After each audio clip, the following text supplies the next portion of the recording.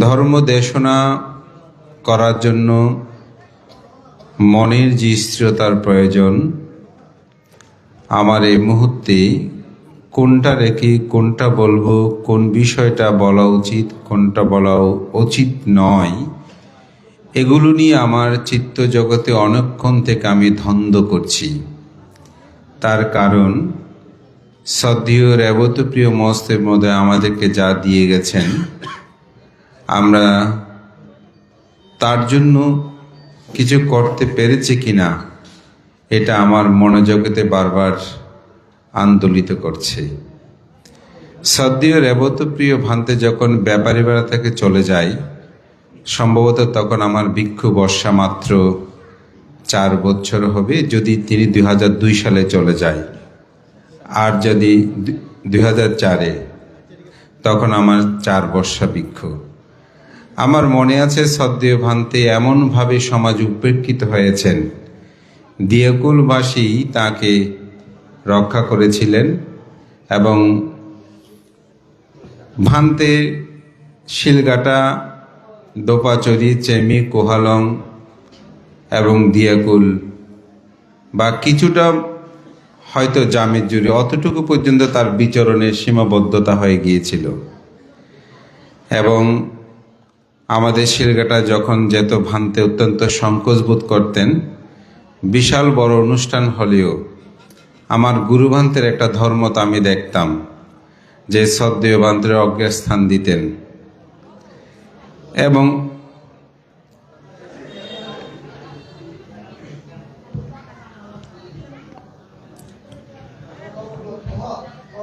সংকোচ বোধে ভান্তে পঞ্চশীলটা না দিয়ে আমার গুরু ভান্তেকে দিতে দিতেন।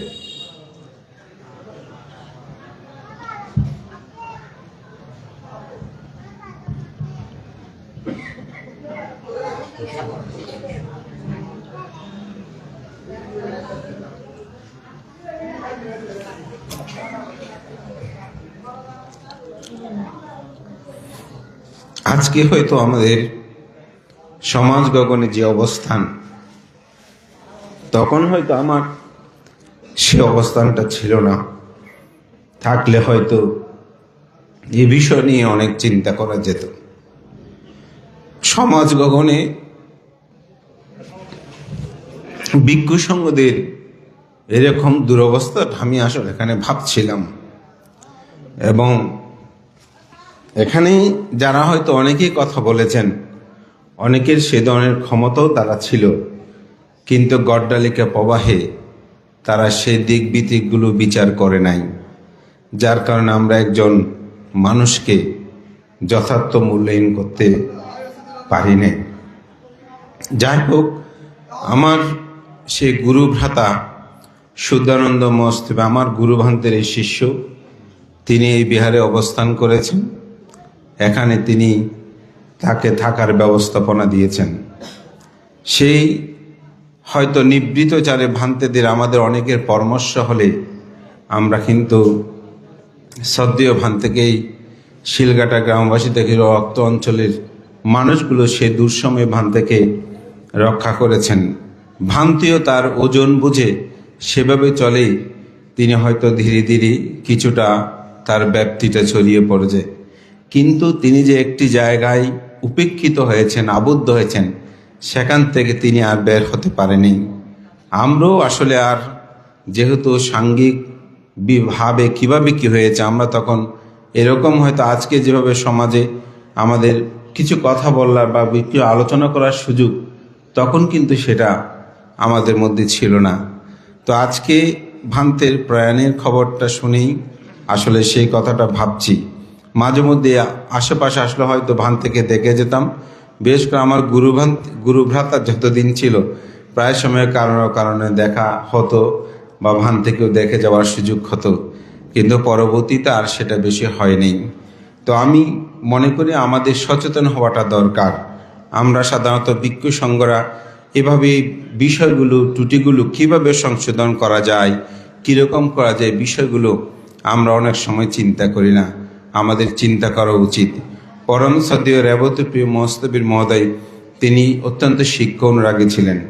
তিনি একজন মহান সঙ্গ পুরুষের সান্নিধ্যে ছিলেন, তার জীবনটা ছিল সেরকম, এবং তিনি হয়তো সেভাবে গুরুর মতো হতে পারেনি, কিন্তু তিনি সেখানে অবস্থান করে এই চন্দনাইশ অত্র অঞ্চলকে রক্ষা করার ক্ষেত্রে অনন্য ভূমিকা তিনি প্রতিপালন করেছেন। তো এই সদ্দেহ ভ্রান্তের প্রতি যে এখানে সত্যি আলোচনায় যেটা এসেছে, আমরা কেউ তার দায়ীভার উপেক্ষা করতে পারি না। আমাদের শস্য অবস্থা থেকে তার প্রতি কিছু করার দায়িত্ব ছিল। তো যাই হোক, আমরা সকলেই কর্মের অধীন, কেউ কর্মের বাইরে নয়, এটি আমাদেরকে মেনে নিতে হবে। জীবন পরিক্রমায় এটি স্বাভাবিক। পরম শ্রদ্ধেয় রেবত প্রিয় ভান্তে চলে গেলেন তার কর্ম নিয়ে, কিন্তু আমি মনে করি আমরা যারা অবস্থান করছি আমাদেরও কর্ম চিন্তা করা উচিত। একটু আগে অনেকে এখানে সঙ্গের একতার কথা বলেছেন, যিনি বলেন তিনি একতা রক্ষা করেন কিনা, এই বিষয়টা আমার কাছে মাঝে মধ্যে প্রশ্ন হয়। এখন বলে সঙ্গ সম্পত্তি, পরে যারা সঙ্গ সম্পত্তির বিপক্ষে তাদের সেখানে গিয়ে আবার বক্তৃতা দেয়। তো তিনি কিভাবে সঙ্গ সম্পত্তি মানেন সেটা আমি জানি না, কোন আদর্শে তিনি চলেন আমার কাছে খুব মাঝে মধ্যে অবাক লাগে। এই সব মানুষদেরকে নিয়ে আমরা কিভাবে সামনে পথ চলব। তো আমি যেটা ব্যক্তিগতভাবে আমার সে মহা আচার্যদের একটি কথা শুনি। একজন প্রখ্যাত ভান্তা আমাকে বলছেন, লোকজিৎ, আমি যে আদর্শে চলে যেতে একা থাকি, তোমরা আমাকে ছেড়ে চলে যেতে পারো, আমাকে এক জায়গায় ফেলে দিতে পারো, কিন্তু আমি পূর্ব আচার্যদের আদর্শ থেকে কখনো বিচ্যুত হব না। আমাদের সমাজটা আজকে ভিক্ষু সঙ্গে নির্যাতিত হওয়ার পিছনে একমাত্র কারণ হচ্ছে সেটা।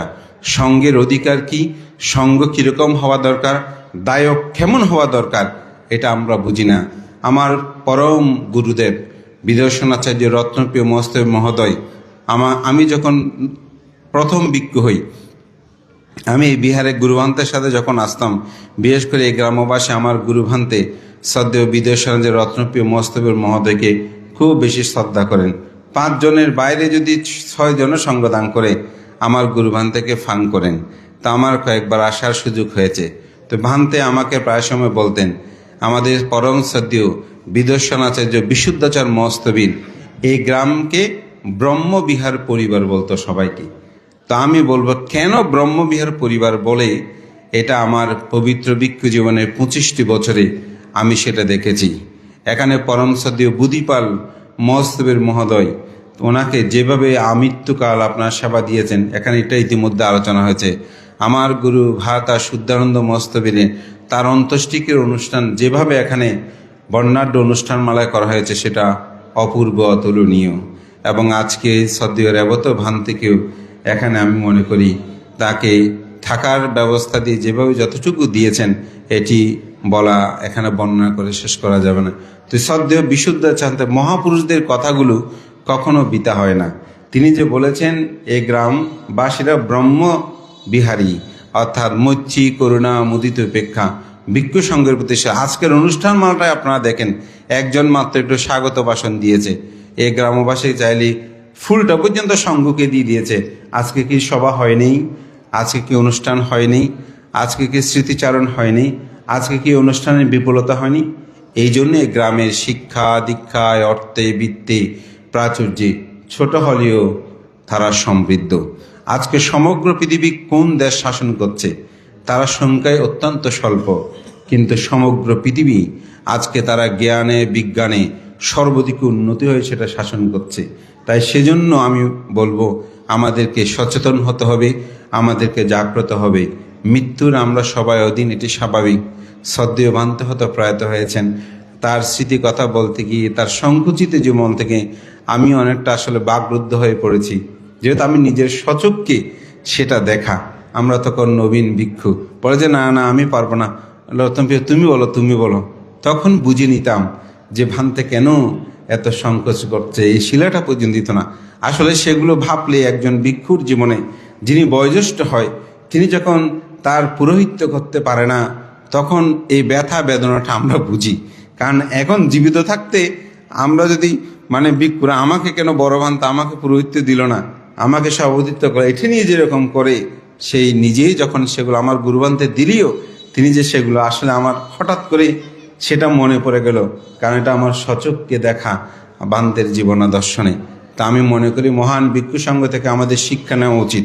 এবং সাথে সাথে আমি বলবো, দায়ক যদি কখনো ভিক্ষু বিচার করে, সেই বিচার অবশ্যই ভুল হবে। আমি দায়কদের বলবো, এটা মনে রাখবেন, আপনারা যে বিচারটা করবেন সেই বিচারটা ভুল হবে।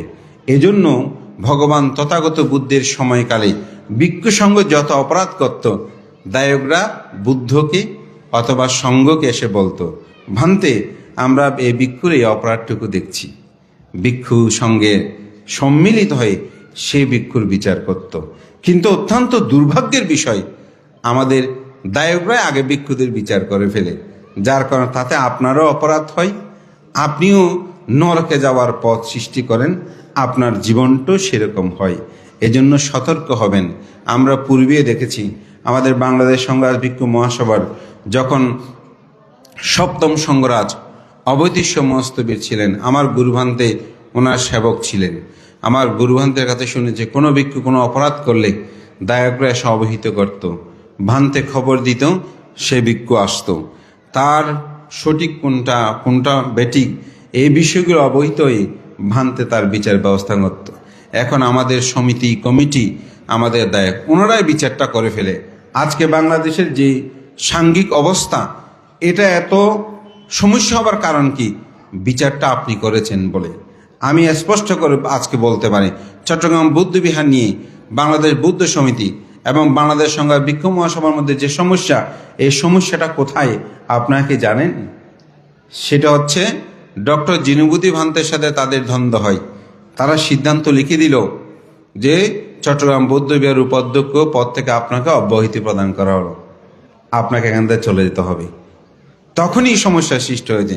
তিনি যে অপরাধ করেছেন, সে অপরাধগুলো যদি বাংলাদেশ সংঘরাজ ভিক্ষু মহাসভাকে বলতো, মহামান্য সংঘরাজ বা বাংলা সংঘরাজ ভিক্ষু মহাসভা আপনাদেরকে আবেদন করছি, উনি এই অপরাধগুলো করেছেন, আপনারা তার বিচার করুন, যথাযথ ব্যবস্থা গ্রহণ করুন।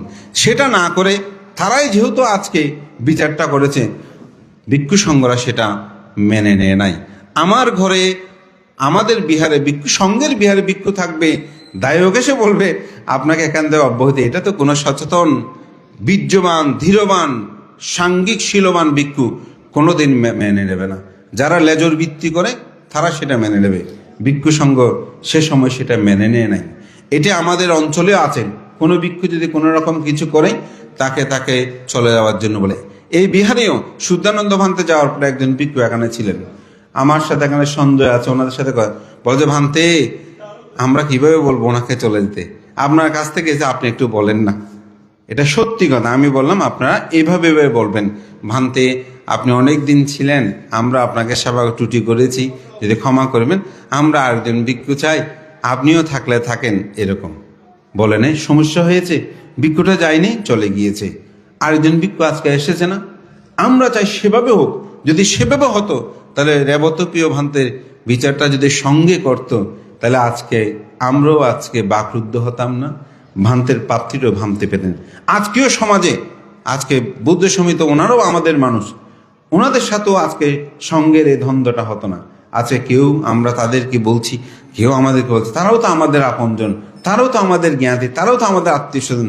ব্যক্তিগতভাবে কারোর সাথে তো আমাদের কোনো দ্বন্দ্ব নাই, আমাদেরকে দেখলে ওনারা শ্রদ্ধা করে, আমরা ওনাদেরকে আশীর্বাদ করি। কিন্তু একটা কথা মনে রাখবেন, এখানে আজকে অনেক নেতৃবৃন্দ আছেন, ভিক্ষু কোনো অপরাধ করলে বিচার আপনারা করবেন না, ভিক্ষু অপরাধটা সংঘের কাছে প্রদান করবেন, সংঘ অবশ্যই এই বিষয়ে সিদ্ধান্ত নেবেন। এবং এখনো আমাদের ভিক্ষু সংঘদের মধ্যে সেটা আছে।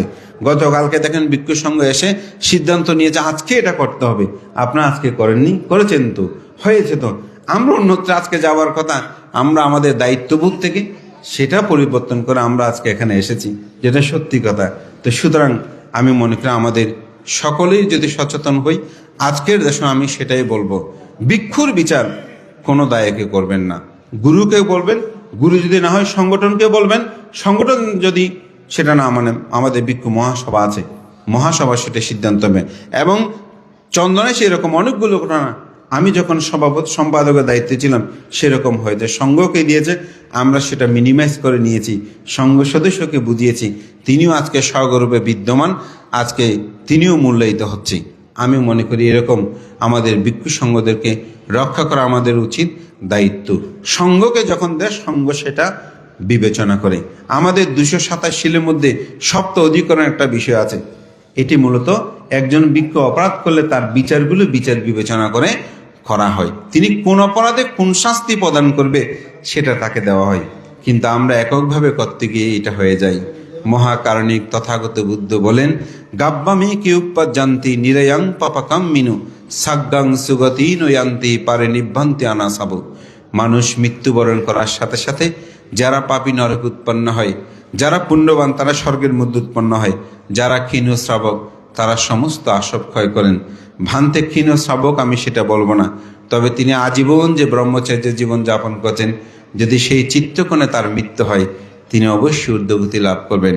মহাকারণিক তথাগত বুদ্ধ অন্তিম শয্যায় শায়িত অবস্থায় তার শেষ বাণীটা ছিল, হান্দা দানি ভিক্ষাবে আমন্তায়ামিব বায়া ধাম্মা সাংকারা আপ্পামা দেইনা সম্পাদিতা। হে ভিক্ষুগণ, জগতে যাহা কিছু উৎপন্ন হয় সমস্ত কিছু ক্ষয়শীল, তোমরা অপ্রমত্তের সহিত স্বীয় কর্ম সম্পাদন করো।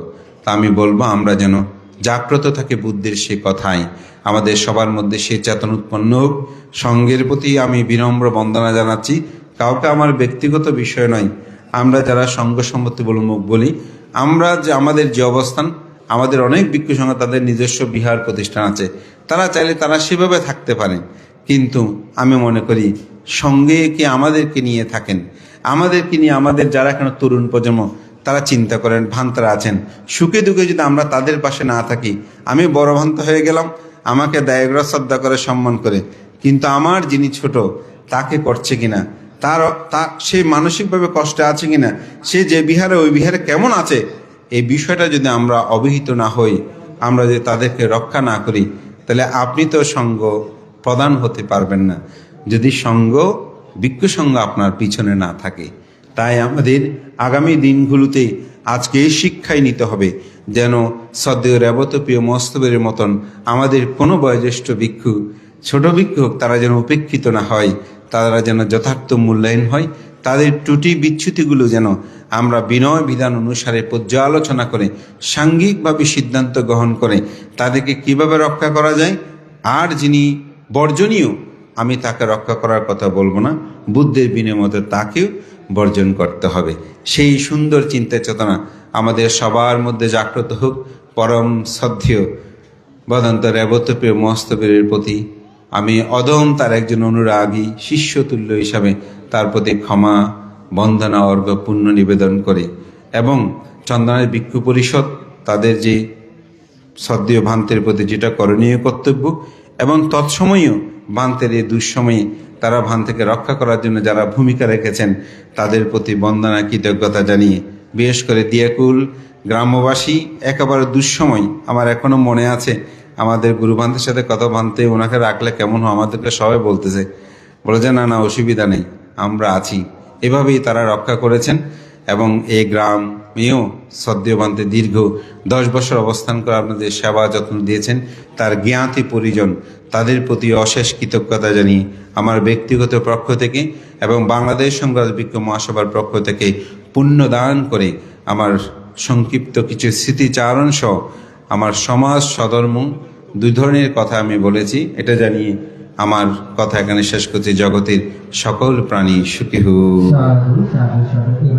পরম পূজ্য রেবতপ্রিয় মহাদেব মহাদয়ের পরিবারের পক্ষ থেকে বক্তব্য প্রদান করার জন্য আহ্বান করছি পরম পূজ্য বাতের অনুজ প্রতি বাবুরাজি গুরু মহাদয়কে সংক্ষিপ্ত আকারে বক্তব্য প্রদান করার জন্য আহ্বান করছি।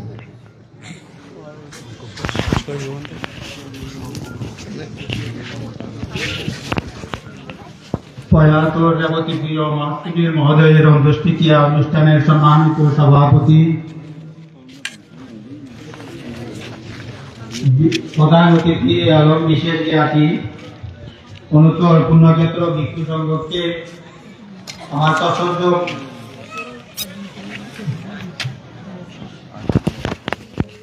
চরণতলে বন্দনা নিবেদন করছি। আজকে আমরা যারা অনিত্য সবাই এসেছি, উনি আমার বড় ভাই, আমার শিক্ষাগুরু।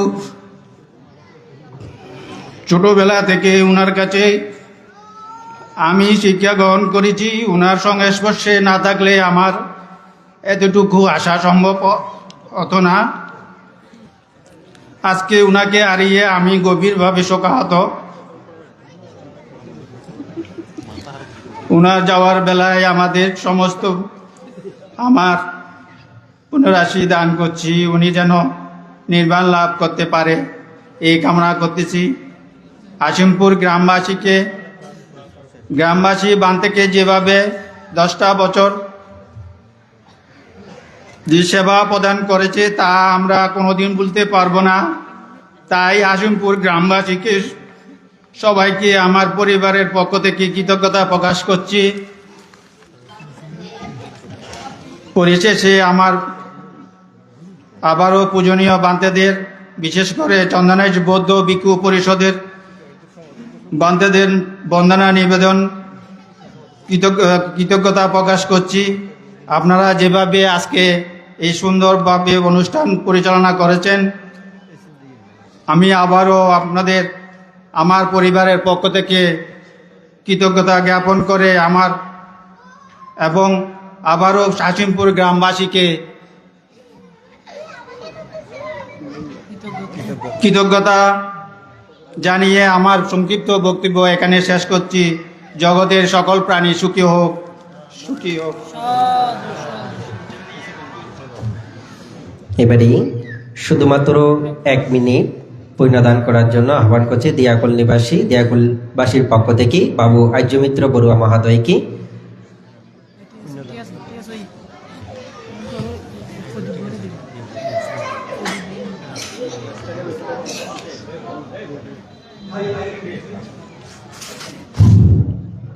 অনিচ্ছবত শঙ্করা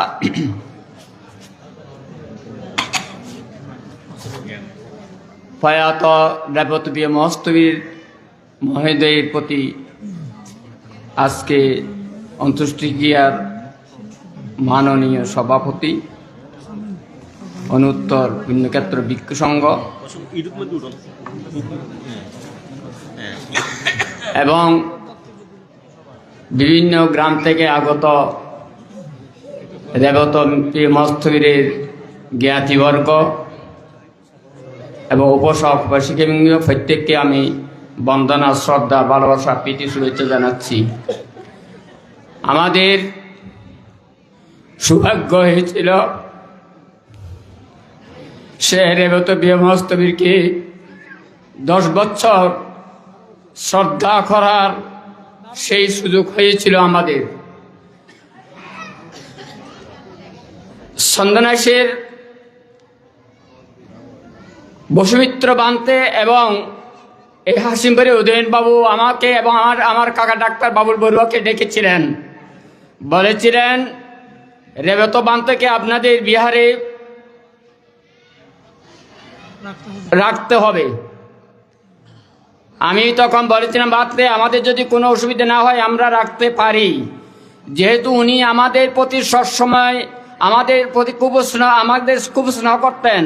অর্থাৎ আমরা যখন নদীর পাড় থেকে স্থানান্তর হতে চাচ্ছিলাম তখন উনি ব্যাপারীপাড়া বিহারের অধ্যক্ষ থেকেও আমাদের জন্য অর্থ সংগ্রহ করে দিয়েছেন এবং আমাদের বিহারে গিয়ে উনি অন্ততপক্ষে 2 লক্ষ টাকা বিভিন্ন দানশীল ব্যক্তিত্ব থেকে অনুদান এনে আমাদের দিয়েছিলেন। আমরা দিয়াকুলবাসী মাস্টার কুমুদবন্ধু বড়ুয়া মেমোরিয়াল ট্রাস্টের পক্ষ থেকে এখানে 5 জন ভিক্ষুর নামে ট্রাস্ট গঠন করেছিলাম। সেখানে রেবতবীয় মহস্তবীরের নাম উল্লেখ আছে, বুদ্ধিবান মহস্তবীরের নাম উল্লেখ আছে এবং এখন 2 জন ভিক্ষু এখানে অবস্থান আছেন, বসুমিত্র বান্তে এবং অধ্যাপক জ্ঞানরত্ন বান্তে। তাদের নামেও আমরা 5 জন ভিক্ষুর নামে দিয়াকুলবাসী মাস্টার কুমুদবন্ধু বড়ুয়া মেমোরিয়াল ট্রাস্টের পক্ষ থেকে শ্রদ্ধা নিবেদন করার সুযোগ হয়েছে। আমরা দিয়াকুলবাসীর পক্ষ থেকে, মাস্টার কুমুদবন্ধু বড়ুয়া মেমোরিয়াল ট্রাস্টের পক্ষ থেকে বাঁধ থেকে শেষ শ্রদ্ধা জানিয়ে আমার বক্তব্য সমাপ্ত করলাম এবং উনি নির্বাণ পথের পাতি হোক এই কামনা করে আমার সব্যের সত্তা সুখিতন্তু বিশ্বের সকল প্রাণী সুখী হোক, সুখী হোক, সুখী হোক। এবার হাসিমপুর গ্রামবাসীর পক্ষ থেকে মধ্যম হাসিমপুর নিবাসী বাবু প্রদীপ বড়ুয়া মহোদয়কে পুণ্যদান করার জন্য আহ্বান করছি। 1 মিনিট।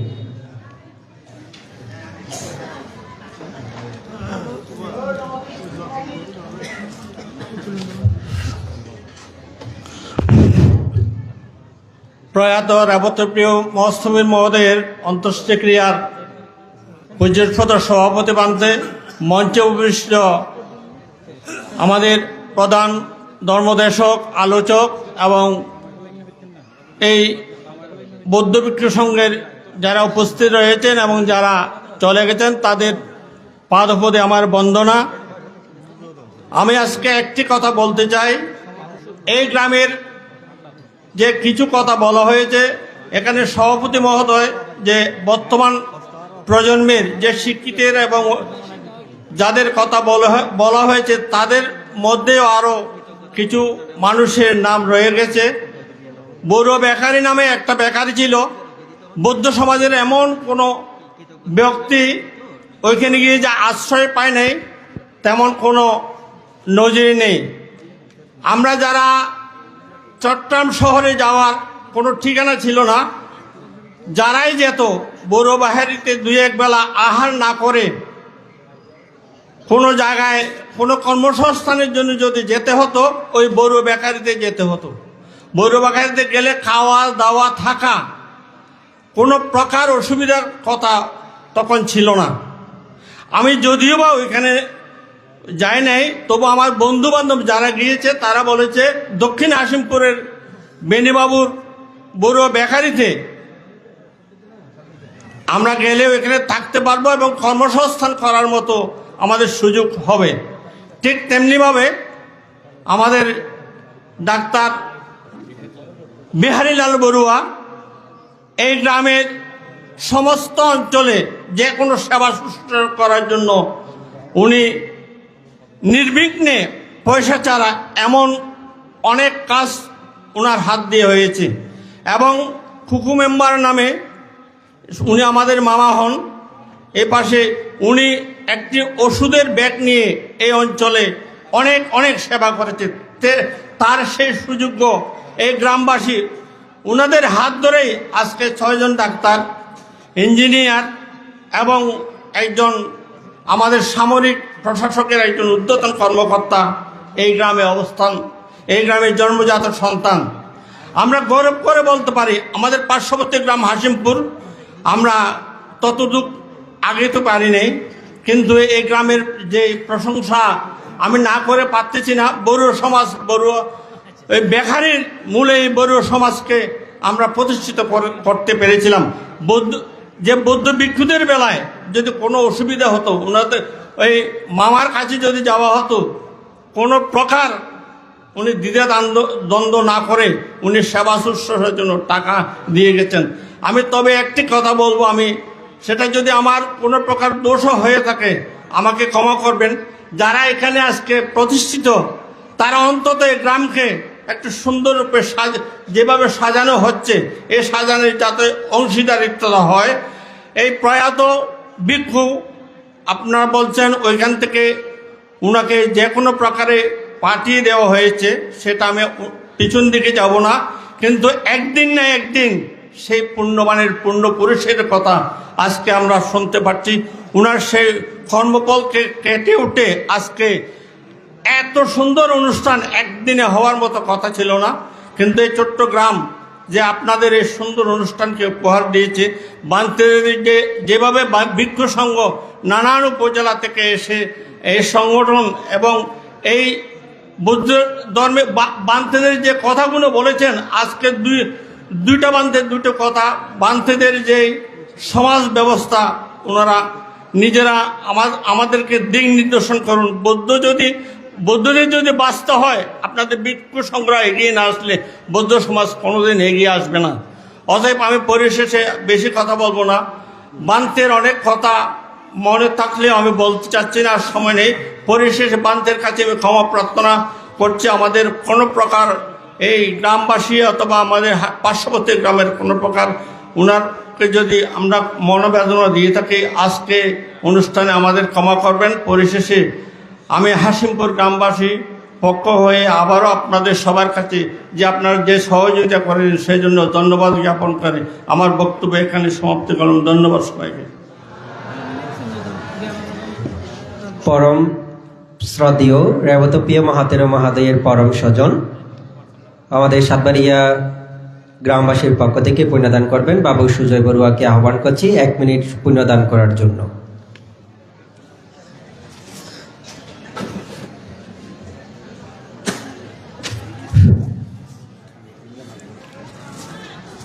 পূর্ব সাতবাড়িয়া জন্মজাত সন্তান আমার পরম জ্ঞাতি প্রয়াত পূজনীয় রেবতপ্রিয় মহাস্তবীর মহোদয় বান্তের অন্ত্যেষ্টিক্রিয়া অনুষ্ঠানের পরমারাধ্য সভাপতি বান্তে উপস্থিত অনুত্তর পুণ্যক্ষেত্র ভিক্ষু সংঘ, আমি ভিক্ষু সংঘের পাদপদে শ্রদ্ধা চিত্তে বিনম্র বন্দনা নিবেদন করছি। সাথে সাথে উপস্থিত অত্র গ্রামবাসী, পার্শ্ববর্তী গ্রাম এবং দূরাগত গ্রাম থেকে আগত অনিত্য দর্শনার্থী, বান থেকে দর্শন করতে যারা এসেছেন, আপনাদের প্রতি আমার যথাযোগ্য শ্রদ্ধা, সম্মান, নমস্কার এবং মৈত্রীময় শুভেচ্ছা জ্ঞাপন করছি। জীবিতং ব্যাধি কালোচা দেহ নিক্ষেপণং গতি পঞ্চেতে জীবলোকস্মিং অনিমিত্তা নয়ারে সাব্বে সত্তমরন্তি চা মারিংসু চা মারিশ্বরে তাতে বহাং মারিস্বামী নাত্তি মে এত সংশয়তি। এই কথাগুলোর অর্থ পরম পূজনীয় সভাপতি বান্তে আপনাদেরকে শেষান্তে বলবেন। এখন দিবসের অন্তিম সময়, একেবারে এখন এগুলো বলার সময় নেই। আমি সবার প্রতি কৃতজ্ঞতা জানাচ্ছি এবং বিশেষ করে অত্র গ্রামবাসীর প্রতি কৃতজ্ঞতা জানাচ্ছি এবং ভিক্ষুদের প্রতি কৃতজ্ঞতা জানাচ্ছি এত অল্প সময়ের মধ্যে এই মহান পুণ্য পুরোদা ভিক্ষুকে সুন্দর করে বিদায় দেওয়ার জন্য। এবং আমিও আমার বাড়ির পক্ষ থেকে এবং আমার সাতবাড়িয়া গ্রামবাসীর পক্ষ থেকে বান থেকে পুণ্যদান দিচ্ছি। বানতে যেখানেই উৎপন্ন হয়েছে উনার কর্ম অনুযায়ী উনি এখানে সুখী হোক, সুখী হোক, সুখী হোক এই প্রার্থনা করছি। সাধু সাধু সাধু।